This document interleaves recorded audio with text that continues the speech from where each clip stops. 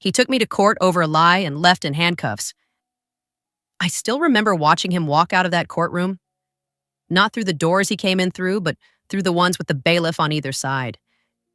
His lawyer wouldn't even look at him. His wife was crying in the gallery, and me? I was sitting there, finally understanding what justice actually feels like. My brother thought he could steal my inheritance with forged documents and a sob story. What he didn't know was that I'd been keeping records my whole life. Every conversation, every document, every lie he told about our father's final wishes. He came for what I had and lost what he had left.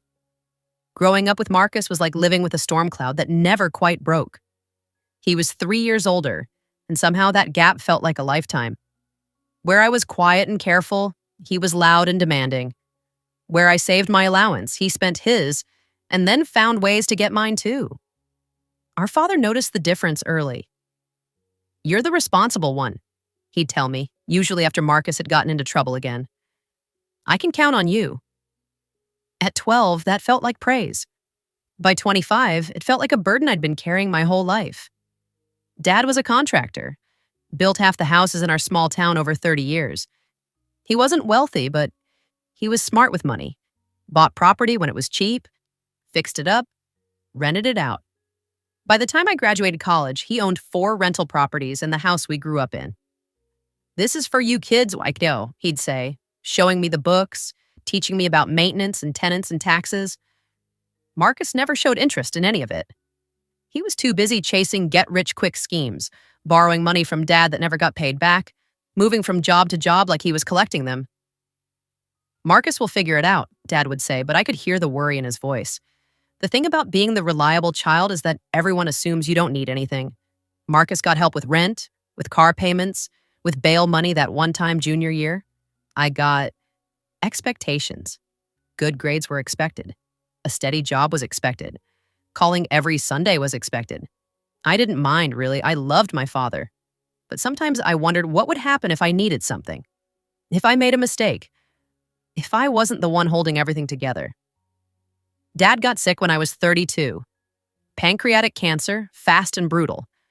During those last months, he'd have me come over to go through his papers, make sure everything was in order. "I'm leaving the house to both of you," he said one afternoon, his voice already getting thin. "But the rental properties, those go to you. You understand them. You'll take care of them." I remember asking if he'd told Marcus. Dad just looked tired. "I'll handle it," he said. He died on a Tuesday in October. The funeral was everything you'd expect. Packed church, flowers everywhere, people sharing stories about the houses he'd built, the families he'd helped. Marcus gave a speech about what a great father Dad was, how much he'd learned from him. I spoke too, but kept it short. Words felt too small for what I was feeling. After the service, after the burial, after the endless reception where everyone wanted to tell me how proud Dad would be, Marcus pulled me aside. "We need to talk about the will," he said, "about how we're splitting everything." "Dad already told me his plans," I said carefully. Marcus's face changed. Not sad anymore. Something harder. "Plans change," he said. "Family looks out for family, right?" I should have paid more attention to that look. Should have realized that Marcus had been thinking about this for months, maybe years.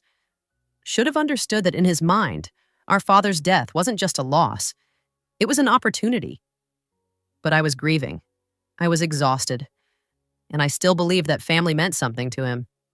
The will reading was scheduled for the following Friday. Dad's lawyer, Mr. Peterson, had been handling the family's legal work for 20 years. He knew Marcus and me as kids, had watched us grow up, seen us through Dad's divorce from our mother when I was 16. That week felt endless.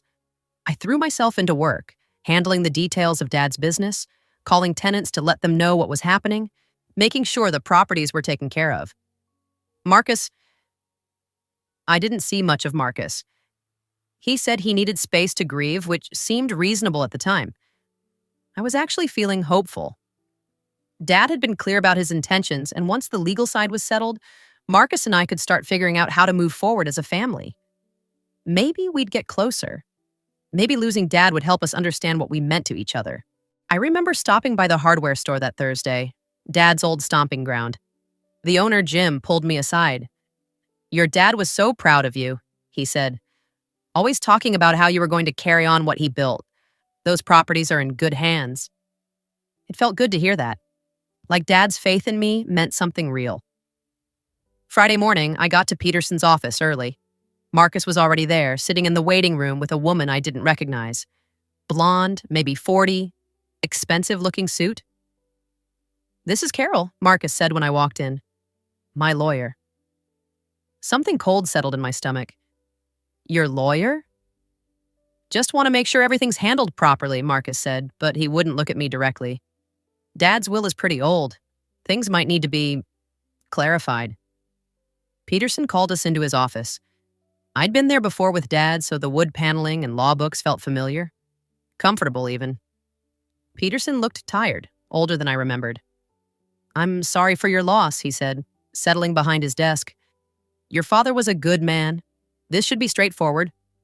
He opened the file and started reading. The house split between Marcus and me, as expected. Dad's truck, his tools, his personal belongings, various small distributions. Then he got to the properties. The 4 rental properties, along with associated business assets, are left in their entirety to... Peterson paused, looking confused. He flipped through the papers, frowning. "I'm sorry, there seems to be some discrepancy here." Carol leaned forward. "What kind of discrepancy?" Peterson held up 2 documents. "I have the will I prepared 6 months ago, leaving the properties to the younger son. But there's also this more recent document, dated just 3 weeks before his death, that splits everything equally between both sons." The room went quiet. I felt like I was falling. "That's not possible," but I said, "Dad would have told me if he changed his mind." Marcus finally looked at me. His face was calm, but his eyes were bright with something that might have been excitement. "Maybe he didn't want to hurt your feelings," he said. "Maybe he realized that equal was fair." I stared at the second document. Dad's signature was there, shaky but recognizable. The witness signatures looked official, but everything about it felt wrong. Dad hadn't mentioned changing the will. He'd been getting weaker those last weeks, confused sometimes, on pain medication that made him drift in and out of focus. "I need to see the original," I said. Peterson handed it over. The paper felt different, newer, thicker. The language was similar but not identical. And there in the corner was something that made my blood stop. A small coffee stain, ring-shaped, like someone had set a mug down on the document. I knew that stain. I'd seen it before on contracts and papers scattered across Dad's kitchen table during those last weeks when Marcus had started visiting more often. When he'd started bringing coffee and sitting with Dad for hours, talking about old times and making sure everything was fair. "This needs to be investigated," I said quietly. Carol spoke up. "Mr. Peterson, is there any question about the validity of the more recent will?" Peterson looked uncomfortable. "Both documents appear to be properly executed, without evidence of fraud or coercion." "Then we proceed with the most recent version," Carol said. "It's clear that their father wanted to ensure both sons were treated equally." I looked at Marcus. He was still watching me, and now I could see what that expression was. It wasn't excitement. It was triumph. He'd planned this, all of it. The visits, the coffee, the concerned conversations about Dad's legacy. He'd found a way to get Dad to sign something. Maybe when he was medicated, maybe when he was confused about what he was signing. Maybe he'd told Dad it was something else entirely. "I want those documents examined," I said. "That's your right," Carol said smoothly. "But until then, the estate will be distributed according to the most recent will." As we left Peterson's office, Marcus caught up with me in the parking lot. "Look," he said, his voice gentle now, concerned. "I know this is hard, but Dad wanted us to share everything. You have to trust that he knew what he was doing." I looked at my brother, really looked at him, and for the first time in my life, I saw him clearly. Not as the struggling older brother who needed help, not as the family member I was supposed to protect and support. I saw him as someone who had watched our father die and seen an opportunity to take what wasn't his. "You forged that will," I said quietly. Marcus's face didn't change, but something shifted behind his eyes. That's a serious accusation, he said. I hope you're not going to make things ugly between us. I got in my car and drove home to the house that was now half his. But I wasn't done. Not even close. I spent the weekend going through every document Dad had ever shown me, every conversation we'd had about his plans. The original will was dated 6 months before his death, but I remembered him mentioning it much earlier. I've been thinking about what happens to the properties, he'd said one Sunday afternoon, maybe a year before he got sick. You're the one who understands them. Marcus had been there that day. He'd gotten quiet when Dad started talking about the future, about his plans. At the time, I'd thought he was uncomfortable with the topic of Dad's mortality. Now I realized he'd been listening carefully, learning exactly what he needed to change. Monday morning, I called Peterson's office and requested copies of everything. The secretary, Mrs. Chen, had known my family for years. I'm so sorry about your father, she said. He was always so clear about what he wanted. It's strange about that second will. Strange how? Well, it's not like him to change his mind without discussing it thoroughly. And the witnesses. She paused. I don't recognize their names. Usually when clients come in for will changes, we use our office staff as witnesses. That was the first crack in Marcus's story. I started digging deeper. The witnesses were listed as Jennifer Hayes and David Moore. I'd never heard Dad mention either name. A quick online search showed Jennifer Hayes was a notary who worked at a shipping store across town. David Moore was harder to track down, the name was common, and the address listed was for an apartment complex. I drove to the shipping store Tuesday afternoon. Jennifer Hayes was a woman in her 50s, friendly but professional. When I explained why I was there, her expression grew serious. I remember that day, she said. Your brother brought in an elderly man, said he needed documents notarized for estate planning. The man seemed unwell, tired. He kept asking what he was signing. My heart started racing. What did my brother tell him? He said it was just a copy of something he'd already signed, that the lawyer needed a cleaner version for the files. The man seemed confused, but your brother was very patient with him. Said they'd been working on this for weeks. Did the man seem like he understood what he was signing? Jennifer hesitated. Honestly, I almost didn't notarize it. He seemed so disoriented. But your brother had all the paperwork? Said they'd been to 3 other places that day trying to get everything handled. Said his father was having a bad day, but that this was important family business that couldn't wait. I asked for copies of her notary records. The date was 2 weeks before Dad died, during a period when he'd been heavily medicated for pain. I remembered that day. Marcus had offered to spend the afternoon with Dad so I could catch up on work. Family time, he'd called it. David Moore was harder to find, but I eventually tracked him down through his landlord. He was a college student, worked part-time at a pizza place. When I explained what I needed, he looked uncomfortable. I don't really remember signing anything, he said. Your brother paid me $50 to be a witness for some family paperwork. Said it was routine stuff, that he just needed 2 signatures. Did you read what you were signing? No, man. He said it was just a formality, that witnesses don't need to read the document. I needed the money for rent. That was the second crack.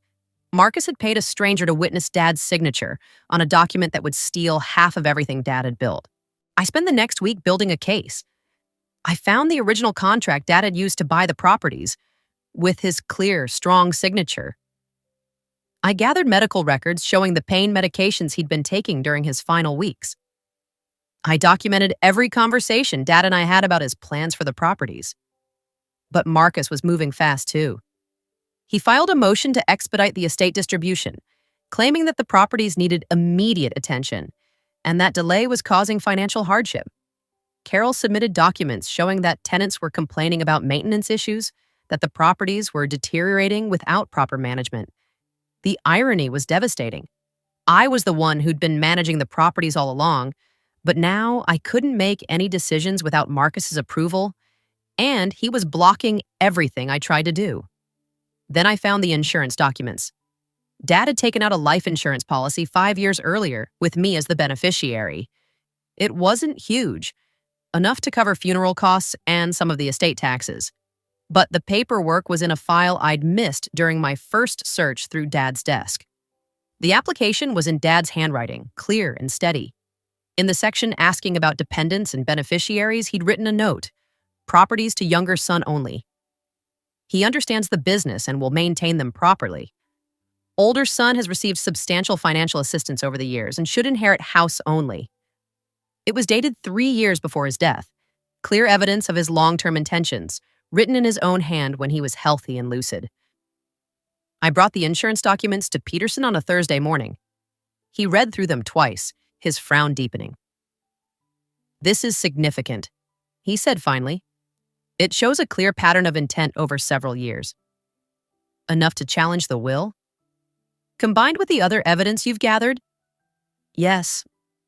I think we need to file a formal contest." That afternoon, Carol called. Her voice was different, sharper, more aggressive. "Mr. Peterson tells me you're planning to drag this family dispute through the courts," she said. "That's going to be expensive for everyone, emotionally devastating. Are you sure that's what your father would have wanted?" "I'm sure my father didn't want his estate stolen through fraud," I said. "That's a very serious accusation. I hope you have evidence to support it." "I do." There was a pause. Then, "My client is prepared to be reasonable. Perhaps we can reach a settlement that avoids the ugliness of litigation." "What kind of settlement?" 70-30 split of the rental properties. You get the larger share. He gets enough to feel the distribution was fair. Everyone walks away happy. I almost laughed. Marcus was getting scared. He'd expected me to roll over, to accept his version of events rather than fight. The offer was proof that he knew his forged will wouldn't hold up under real scrutiny. "Tell your client I'll see him in court," I said. That night, Marcus called me directly. His voice was tight with anger. "You're making a mistake," he said.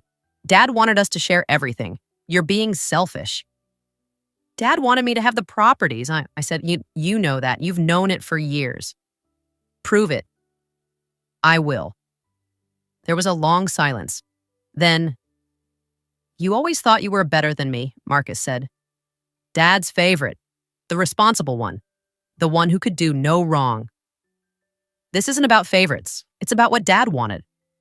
What Dad wanted was for his sons to take care of each other. But you'd rather destroy our family than share what he left behind." The accusations stung because there was just enough truth in them to hurt. I had been Dad's favorite, in a way.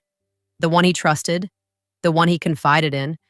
But I'd never asked for that role, and I'd tried to be fair to Marcus despite everything. "You forged that will," I said. "You took advantage of a sick, dying man to steal his legacy." "You can't prove that." "Watch me." Marcus hung up. 3 days later, I was served with papers. He was suing me for defamation, claiming I'd damaged his reputation by accusing him of fraud. The lawsuit demanded $50,000 in damages and a public apology.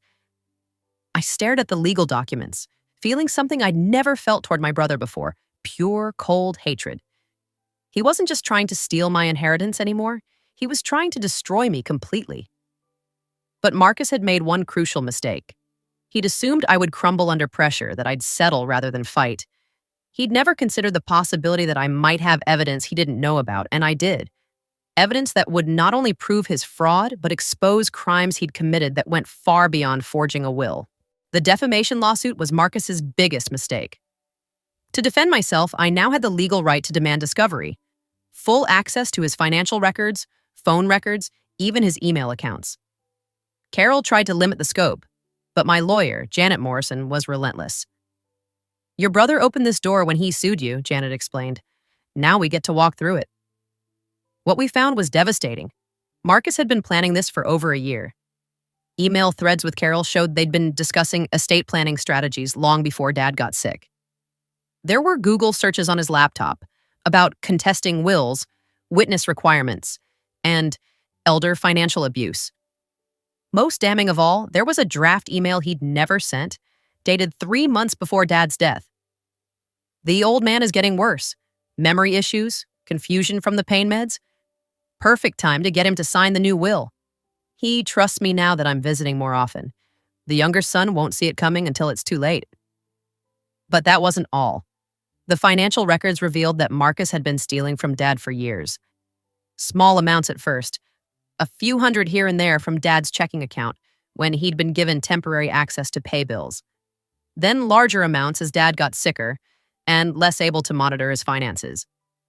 In total, Marcus had taken nearly $30,000 over 2 years. Money that should have been part of the estate, money that he'd used to pay Carol's retainer, and fund his lifestyle while he played the grieving son. The phone records showed multiple calls to notary services in the weeks before the will was signed, calls to document preparation services, even a call to an online company that specialized in professional document templates. Janet was practically glowing when she brought me the discovery files. "We don't just have proof of will fraud," she said. "We have proof of elder abuse, financial exploitation, and conspiracy. This is going to be a criminal matter, not just a civil one." The court date for the defamation case was set for a Tuesday in March. Marcus's lawyer had been confident, pushing for a quick resolution, claiming the evidence against me was overwhelming. But as the discovery materials piled up, Carol's tone began to change. 2 weeks before the trial, she called Janet. "Perhaps we can discuss a settlement of both cases," she said. "My client is willing to drop the defamation suit if your client agrees not to pursue criminal charges." "Your client doesn't get to negotiate away criminal charges," Janet replied. "And we're not settling anything. We'll see you in court." The night before the trial, I couldn't sleep. I kept thinking about Dad, about what he would have thought of all this. He'd loved Marcus despite everything, had tried to help him find his way. Would he have wanted me to show mercy now? But then I remembered the insurance documents, the note in Dad's own handwriting about Marcus receiving substantial financial assistance over the years. Dad had known exactly who Marcus was, what he was capable of, and he'd made his wishes clear anyway. The courtroom was smaller than I'd expected, almost intimate. Marcus sat at the plaintiff's table with Carol, wearing a dark suit that made him look respectable, responsible. When he saw me come in, he nodded slightly, like we were still family. Like this was all just a misunderstanding that would be cleared up soon. Judge Harrison was a woman in her 60s with gray hair and sharp eyes. She'd been on the bench for 15 years, Janet had told me, and had no patience for family drama or frivolous lawsuits. Carol presented Marcus's case first. The story was polished, sympathetic.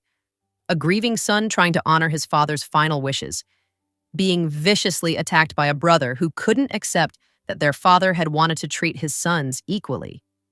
I was painted as bitter, vindictive, willing to destroy family relationships over money. "My client has suffered significant emotional distress," Carol said in her closing argument. "His reputation in the community has been damaged by these baseless accusations of fraud. He simply wants to move forward with his life and honor his father's memory." When she finished, Judge Harrison looked at Janet. "Counsel for the defense?" Janet stood slowly. She was in her 50s, with a quiet intensity that made people listen when she spoke. "Your Honor, the defendant has been accused of defamation for stating that the plaintiff forged their father's will. We intend to prove that this statement was not only true, but that it understates the scope of the plaintiff's criminal conduct." She started with the timeline, showing how Marcus's behavior had changed in the months before Dad's death. The increased visits, the offers to help with paperwork, the sudden interest in Dad's estate planning. Then she moved to the financial records, showing the theft, the payments to Carol, the evidence of premeditation. The notary's testimony was devastating. Jennifer Hayes described Marcus's visit. How confused Dad had seemed, how Marcus had insisted the document was just a duplicate. "I almost didn't notarize it," she said again. The elderly gentleman seemed so disoriented. David Moore was even worse for Marcus's case. He admitted he'd been paid to witness a document he'd never read for a man he'd never met. "I thought it was weird," he said, "but $50 is $50. But the moment that broke Marcus was when Janet presented the email draft. She read it aloud in the quiet courtroom. Perfect time to get him to sign the new will. He'd trust me now that I'm visiting more often. The younger son won't see it coming until it's too late. The silence that followed was complete. I looked at Marcus and saw something I'd never seen before. Fear. Real, desperate fear. Judge Harrison asked for a brief recess. When court resumed, she looked directly at Marcus. "Mr. Williams, I'm dismissing your defamation suit with prejudice. Furthermore, I'm referring this matter to the district attorney's office for criminal investigation." She turned to Carol. "Counselor, I suggest you advise your client to retain criminal defense counsel immediately." That's when the bailiff stepped forward. The DA had been watching the proceedings, and there was already a warrant prepared for Marcus's arrest. Financial elder abuse was a felony in our state, and the evidence was overwhelming. I watched my brother's face as the handcuffs clicked shut. All the confidence, all the superiority, all the smug certainty that he could outsmart everyone, it all crumbled in that moment. He looked at me as they led him away, and I saw something that might have been an apology in his eyes. But it was 30 years too late. The estate case took another month to resolve, but the outcome was never in doubt. The forged will was thrown out, the original will was reinstated, and I inherited the properties as Dad had intended. Marcus was eventually sentenced to 2 years in prison, though he served only 14 months. Carol was investigated by the state bar for her role in the fraud, though she claimed she'd believed her client's story about the will being legitimate. She kept her license but faced significant sanctions. The rental properties are thriving now. I've renovated 2 of them, bought a 5th property with the money Marcus stole that was eventually recovered. The business Dad built is growing, creating value for the tenants who depend on affordable housing and building something I can be proud of. Marcus got out of prison 8 months ago. He moved to another state last I heard. His wife divorced him while he was inside, took their kids, and her share of what little assets he had left. The house we grew up in, the one he was supposed to inherit half of, had to be sold to pay his legal fees and the restitution he owed the estate. Sometimes people ask me if I regret how things turned out. If I wish I'd just split everything with Marcus to keep the family together. They say family is more important than money, that Dad would have wanted his sons to get along. But here's what I learned. Marcus never saw me as family. I was just someone standing between him and what he wanted. All those years of helping him, bailing him out, making excuses for his behavior. I thought I was being a good brother. Really, I was just enabling him to see me as a resource to be exploited. Dad knew exactly who Marcus was. That's why he left the properties to me. Not because he loved me more, but because he understood that love without accountability isn't really love at all. It's just weakness disguised as virtue. The hardest part wasn't winning the case or seeing Marcus arrested. It was accepting that the brother I'd tried to protect my whole life had never existed. The person I'd been loyal to was just a story I'd told myself about family and obligation and forgiveness. I sleep better now than I have in years. The properties are well maintained, the tenants are happy, and I'm building something Dad would be proud of. I have peace in my life for the first time since I was a child. Marcus thought he could take everything that mattered to me, my inheritance, my reputation, my future. What he never understood was that what mattered most to me wasn't money or property or even family loyalty. It was truth and justice, and the knowledge that sometimes the best way to honor someone's memory is to make sure their wishes are respected, even when the people who should care most are the ones trying to destroy them. He came for what I had and lost what he had left. But in the end, that wasn't revenge. That was just the natural consequence of choices he'd been making his whole life, finally catching up with him. And me? I'm exactly where I'm supposed to be. Building something real, something lasting, something that honors the man who taught me that integrity matters more than keeping the peace. Dad would be proud of that, and that's all that matters now.